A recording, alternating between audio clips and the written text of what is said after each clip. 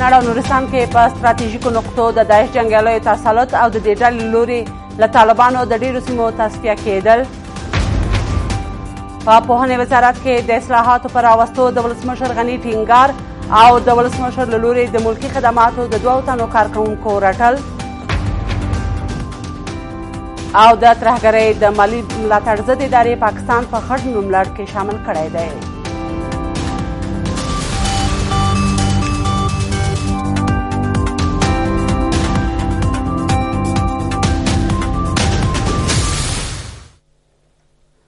قدرمن لیدونکو سلام. د کابل نیوز د دې ساعت کورنیو او بهرنیو خبرونو ته ښه راغلاست. نن پنجشنبه اوس هم پوره خبرونه. په کونړ او نورستان کې هغه طالبان ځپل کېږي چې له داعش څخه خپله لار بېله ګڼي. په ملي شورا کې د ختیځو ولایتونو استازي وایي په دغه 2 ولایتونو کې مهمې نقطې او ستراتیژیکې سیمې د داعش تر کنټرول لاندې دي او له دې ډلې سره سخت دریځې طالبان یوځای کېږي او هغه طالبان چې له داعش نه خپله لار جلا ګڼي ځپل کېږي او سیمې ترې تصفیه کېږي. د ملي شورا غړي وایي لا هم د ننګرهار په مومندره کې چې د بهرنیو ځواکونو تر کنټرول لاندې ده د داعش جنګیالیو پراخ فعالیتونه او روزنیز مرکزونه موجود دي چې له دې سیمو د بالا پچیراګام او خوږیاڼیو پورې خپل فعالیتونه تنظیموي. په کونړ ولایت کې د طالبانو د ځپل کېدو او داعش ته د سیمو د خالي کېدو په تړاو تر ریپورټونو وروسته د ډلې په کونړ او نورستان کې پر ستراتیژیکو نقطو تسلط پیدا کړی. په ختیځ کونړ او نورستان ولایتونو کې د داعش له لوري د طالبانو پر ضد تر ځپونکو عملیاتو وروسته اوس د ډلې سره یو زیات شمېر سخت دریځې طالبان د یوځای کېدو په حال کې دي او هغه سوله غوښتونکي طالبان چې له دوی خپله لار جلا ګڼي ځپل کېږي او مهمې سیمې او ستراتیژیکې نقطې ترې تصفیه کېږي.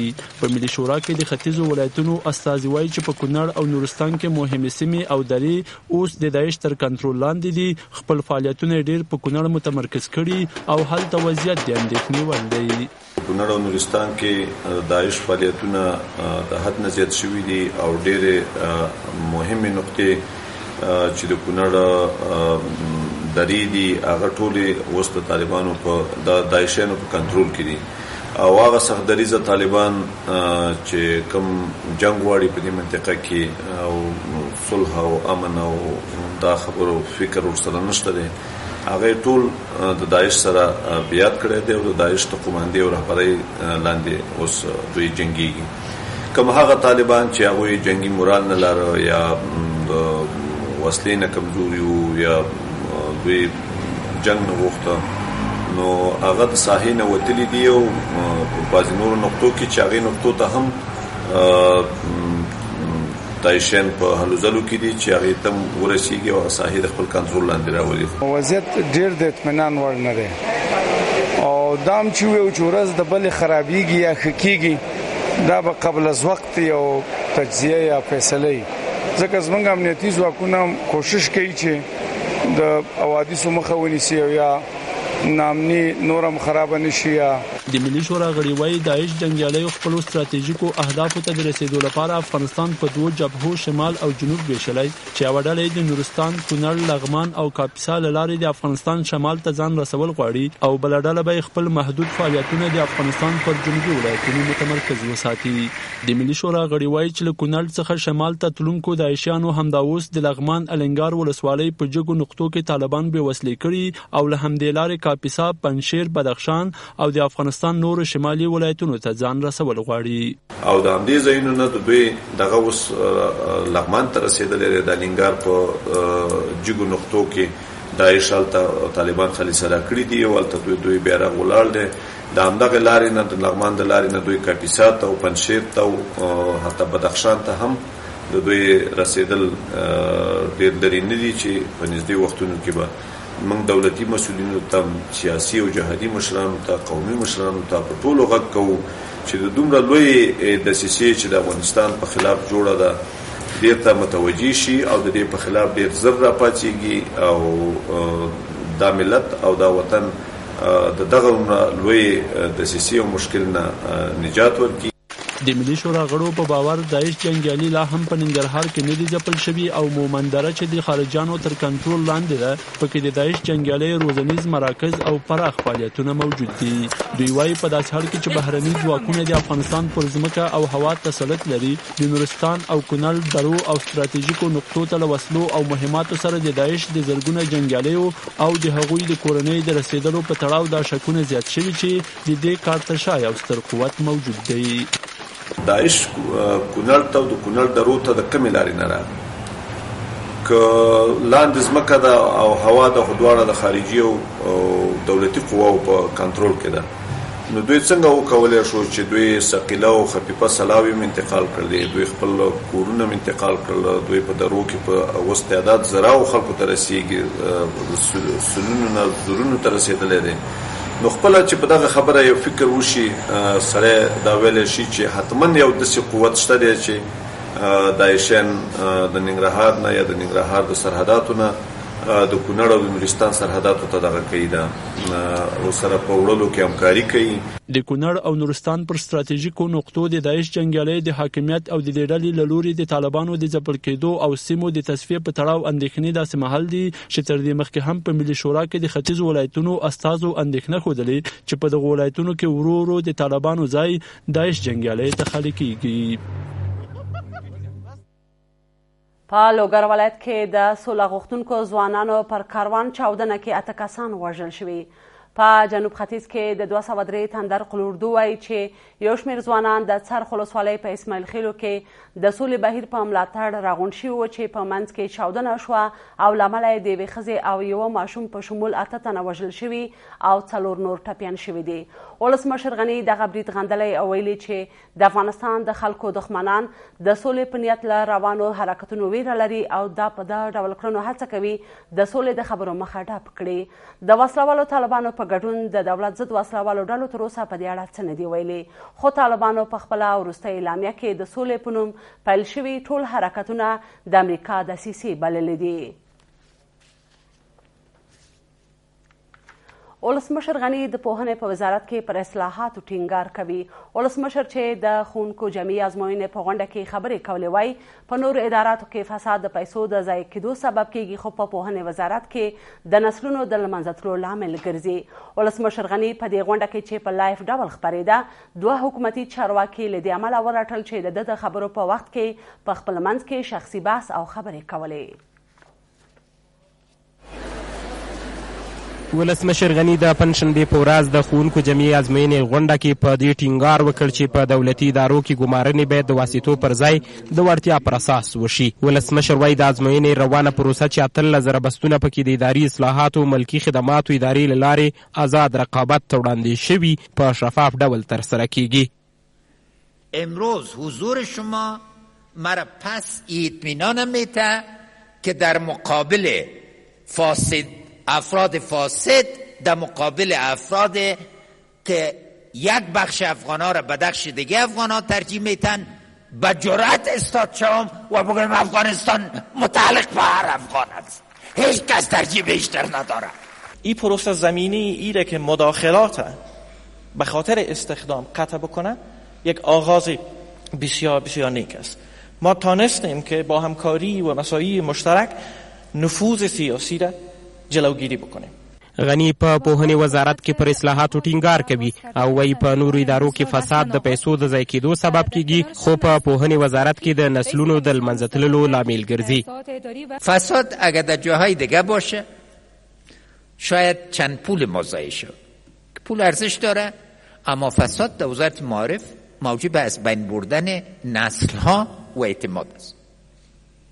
من هنوزم یک همکار من سراغ دارم که سر از یک پروفسور بسیار کلان است در دنیا، هیچ وقت یادش نرفته که در صنف دوم فاکولته در یک امتحان مداخله شد و ای به اسکالرشپ نرفت. په غونډه کې چې په ژوندۍ بڼه له تلویزیونونو خپرېده، ولسمشر غني د ټولو خلکو پر وړاندې یو حکومتي چارواکي ته چې ظاهرا د خبرو پر مهال بوخت ښکارېده غوسه او سختې خبرې وکړې. ولسمشر لومړی له یادو کسانو وغوښتل چې له غونډې ووځي، خو وروسته یې د بیرته کېناستلو او د مجالسو د آدابو د مراعاتولو په اړه سپارښتنې ورته وکړې. تاسو توجه غواړم که بل کار لرئ لطفا له دې نه ووځئ، مهربان نه پیږم تاسو مصروفیت څه ده چې 2 دقیقې حوصله نه لرئ کینه تاسو باید نور ته نمونه سئ غواړئ څه خبره لرئ دلته راسئ موږ باید نمونه د ادب نوي نسل ته اوسو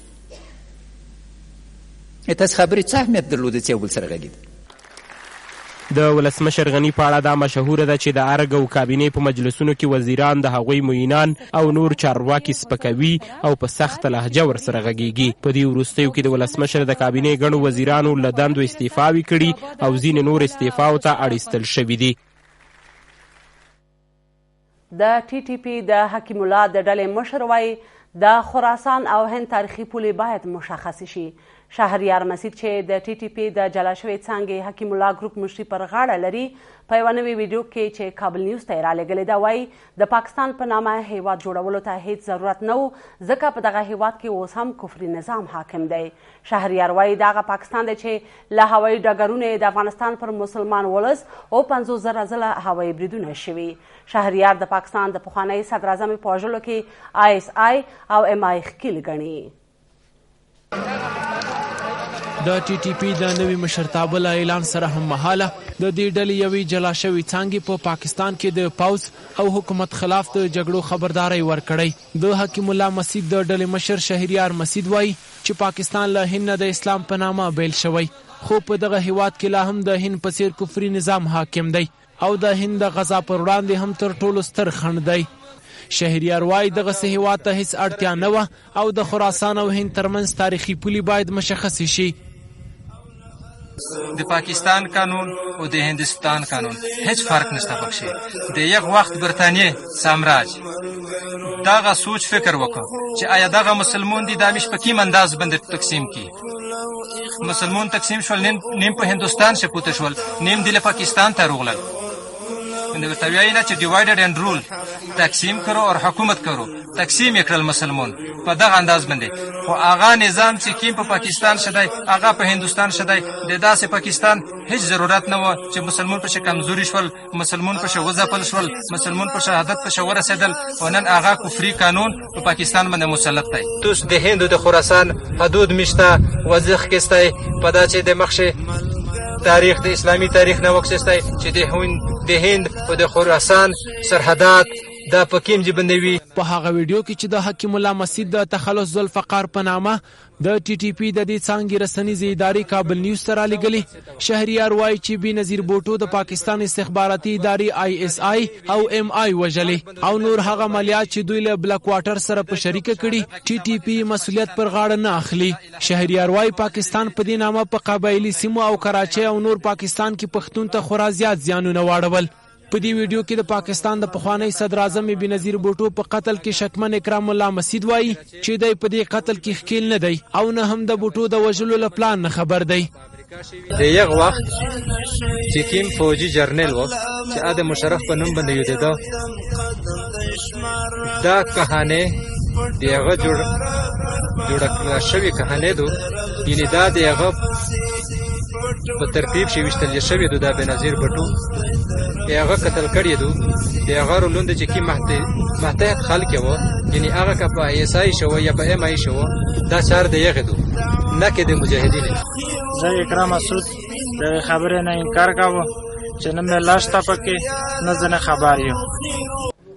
شهریار وایي چې د پاکستان له هوایي ډګرونو نه د هغوی د چارواکو د اعترافونو پر اساس 50,000 ځله امریکایي الوتکو د افغانستان پر خاوره بمباري کړي او د ملا عبدالسلام ضعیف په څیر خلک یې امریکا ته لاس تړلي سپارلي. د حکیم الله د ګروپ دغه مشر وایي ترڅو چې په پاکستان کې اسلامي نظام نافذ شوی نه وي دغه هیواد خلاف به د دوی جګړه او جهاد روان وي. د ټاکنو خپلواک کمیسیون وایي ډېر ژر به د ولسي جرګې او ولسوالیو شوراګانو ټاکنو ته د نوماندانو ابتدایي لست اعلان کړي. له مخې د اعلان شوي مهالویش پر اساس ټاکل شوه د پنجشنبې په ورځ دغه لست اعلان شي خو کمیسیون وایي چې د کاندیدانو اسناد د تخنیکي ټیم له لوري ارزول کیږي او تر ارزونې وروسته به ابتدایي لست اعلان شي. بل پلو د انتخاباتو کمیسیون مسؤلان وایي دغو کاندیدانو نومونه به له لسته وایستل شي چې پر معیارونو برابر نه وي. د ټاکنو خپلواک کمیسیون د ولسي جرګې ولسوالۍ شوراګانو ټاکنو لپاره د نوماندانو د اسنادو ارزونې بهیر پیل کړ. د ټاکنو خپلواک کمیسیون چارواکي وایي چې د ولسي جرګې ولسوالۍ شوراګانو لپاره د نوماندانو اسناد د یاد کمیسیون د تخنیکي ټیم لخوا ارزول کیږي او ډیر ژر به ابتدایي لیست خپور کړي. د دې کمیسیون رئیس وایي د ولایتونو نوماندانو اسناد مرکز کابل ته د ارزونې په هدف را رسیدلی او تر ډیره دغه اسناد ارزول شوي هم دي. ابتدایي لیست به ان شاء الله د کمیسیون لخوا ډیر ژر اعلانېږي ترڅو هغه خلکو ته چې هغه ځان مظلوم احساسوي او یا کوم شکایت لري ترڅو د شکایاتو کمیسیون ته خپل شکایتونه وړاندې کړي. د دوی شکایتونه به تر غور او بررسي څخه وروسته بیا د کمیسیون سره شریکېږي. کمیسیون به بیا هغه څوک چې هغوی شکایتونه موجه دي په ابتدایي لیست کې ورزیاتوي او که نه همغه لیست به بیا نهایي کېږي او ان شاء الله راتلونکي ټاکنې به د همغه لیست په اساس باندې ترسره کیږي. د ټاکنو خپلواک کمیسیون وایي چې د ټولو نوماندانو اسناد په علني مجالسو کې ارزول کیږي او پر شرایطو برابر کسان نهایي لیست ته ایستل کیږي. مسؤلان وایي هغو کسانو چې شرایط نه وي پوره کړي ابتدایي لیست ته به ونه ایستل شي. یو لومړی کټګوري هغه خلک دي چې هغوی ټول شرایطو باندې پوره دي، هیڅ شرط هم په هغوی کې کم نه ده، هغه د کمیسیون لخوا کتل کیږي او هغه به تصویبیږي. بعضې شرایط دي چې هغه یو یا دوه شرطونه پکې کم دي، د معیارونو چې مخکې کمیسیون تصویب کړي د هغې مطابق به هغه له لیست نه پاتې کیږي یا به ویستل کیږي. له مخکې نه د کمیسیون له لوري د اعلان شوي مهالویش پر اساس ټاکل شوي وه چې د پنجشنبې په ورځ د ولسي جرګې ولسوالیو شوراګانو نوماندانو ابتدایي لیست اعلان شي، خو کمیسیون وایي چې ابتدایي لیست به د اسنادو تر ارزونې وروسته اعلان کړي. په تیره یوه اونۍ کې د امریکایي ډالرو پر وړاندې د افغانۍ ارزښت په بېساري توګه لوېدلی. د اقتصادي چارو شنونکي وایي افغان سوداګر په نړیوالو بازارونو کې وارداتي توکي په ډالرو اخلي چې د چارې د افغانیو ارزښت کم کړی دی. په ورته مهال د افغانستان د صرافانو شورا وایي چې افغانیو ځکه خپل ارزښت له لاسه ورکړی چې د هیواد په ګڼو ولایتونو کې د افغانیو پر ځای بهرني اسعار کارول کیږي او حکومت تر اوسه په دې برخه کې جدي اقدام نه دی کړی. په تیره یوه اونۍ کې د افغانیو پر وړاندې د ډالرو په بیه کې شاوخوا 4 افغانۍ لوړوالی راغلی چې مخامخ په افغان مارکیټ اغیزه کړې او په کابل ښار کې ورسره د توکو بیې هم پورته شوي.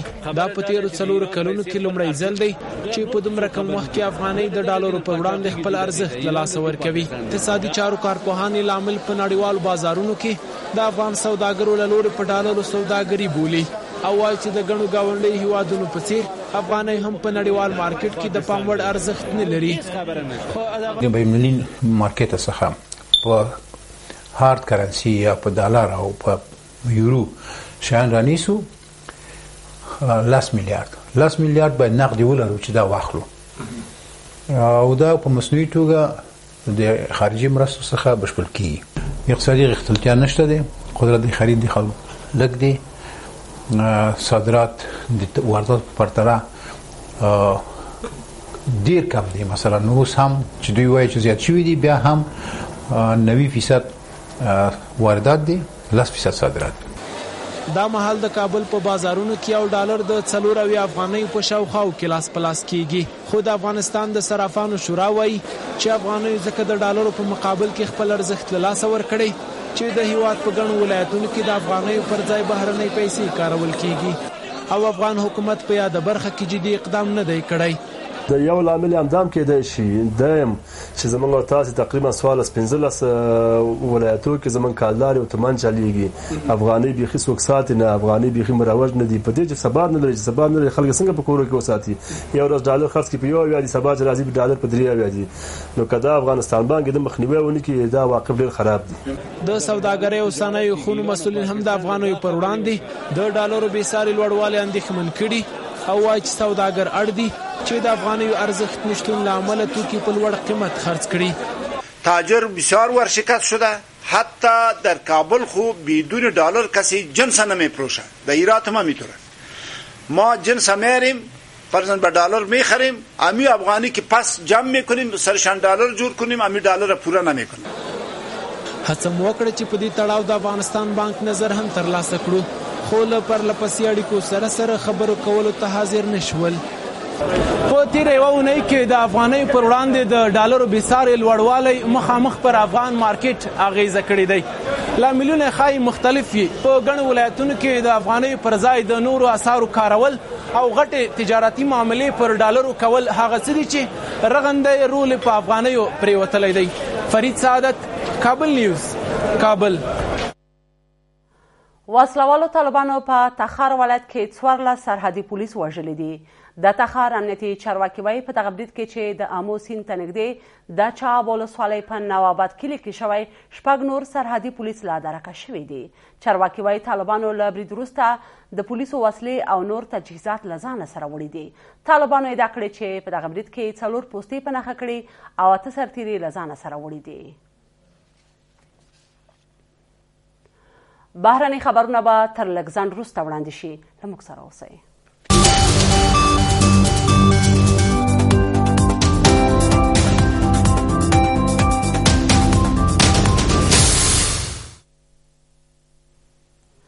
بیا هم ښه راغلاست.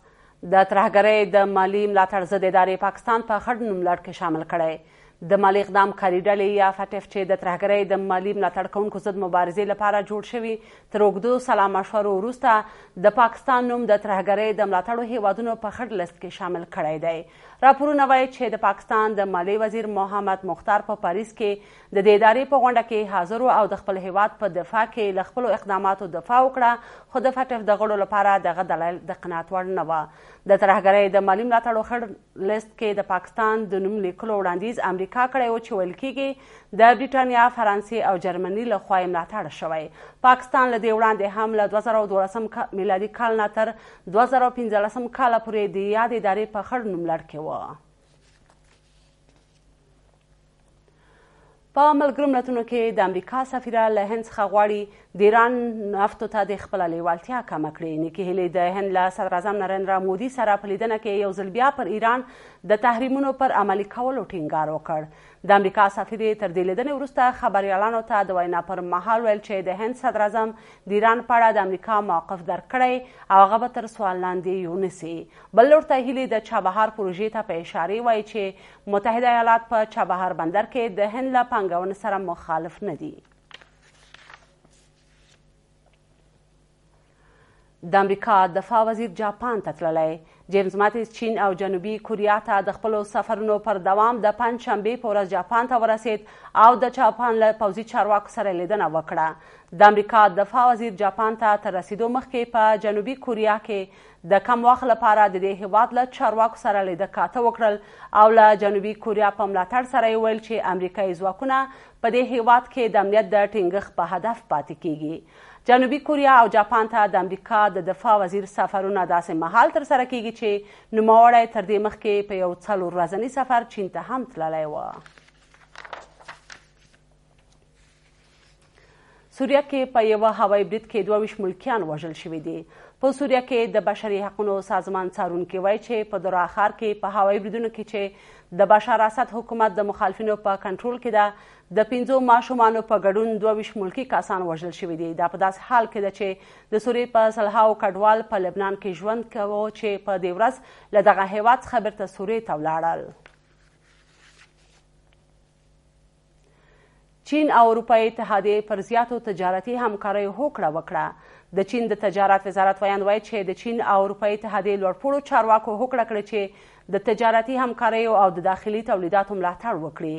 د دغه وزارت ویاند چې په یو خبري کنفرانس کې خبرې کولې ویل چې د لومړي ځل لپاره چین او اروپایي اتحادیې د تجارت لپاره یو له بل سره په استانه کې تړون وکړ. په پام کې ده چې د اروپایي اتحادیې او چین ناسته په راتلونکي میاشت کې دایره شي.